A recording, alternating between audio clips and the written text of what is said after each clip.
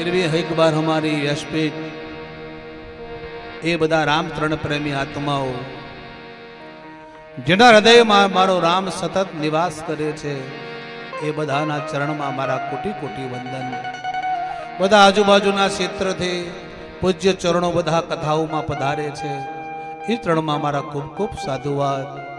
अमाल शरणना तमाम भाईओ बहनों मित्रों वडीलो युवानो भक्त मंडल આમ આપણો કોઈક આપણને આમ કરે ને આમાં એટલે પછી આપણે એવું નહીં વિચારવાનું કે આ આપણને પગે લાગે છે આપણે હારા દેખાઈએ છીએ, પણ આપણે વિચાર એવો કરવાનો કે એ એની અલાયકાત બતાવી રહ્યો છે।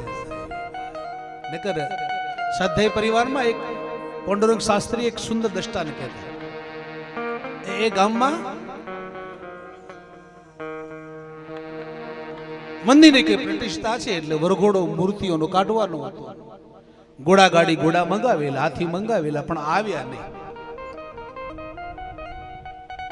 बधा ब्राह्मणों भेगा थया हवे करवुं शुं तात्कालिक कई करवुं जोईए એટલે બાજુમાં પ્રજાપતિના મકાન હતા ત્યાં ગધાડો બાંધેલો હતો ને પછી ગધાડો મુહૂર્ત જવા દેવાય નહીં। ગધાડો લાવ્યો ગધાડાને ચાંદલા કર્યા ને એના ઉપર કંકુ નાન નાન ને ઉપર ગાદી મૂકીને એના ઉપર ભગવાનની મૂર્તિ મૂકી અને એના ઉપર ભગવાનની મૂર્તિ મૂકી અને ડીજે વાગે અને ગામના અંદર વરઘોડો નીકળ્યો।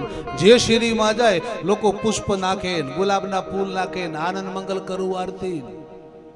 પેલા ગધડાના મનમાં થયું મારી આટલી કિંમત છે, આ રોજ તો આ બધું આ મને મારે છે, લોકો આજે મારે આટલી કિંમત કરે છે।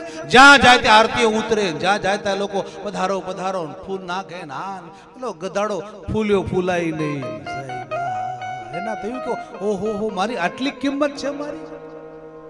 અને આખા ગામમાં વરઘોડો ફરી અને મંદિર આગળ આવ્યો। જેવો મંદિર આગળ આવ્યો અને ઉપરથી મૂર્તિ લઈ અને બ્રાહ્મણો મંદિરમાં ગયા અને બાસણ માલિક ઊભો હતો, હાથમાં ધોકો હતો, બે બરાબર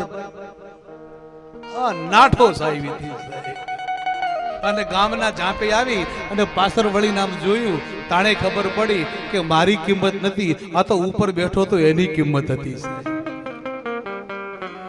અત્યારે અમુક ને એવું થઈ જાય મારી જ કિંમત છે, આ બધી ઉપર બેઠો છે એની લાજ એનાથી બધું હાલે છે। अपनी तो क्या कीमत है।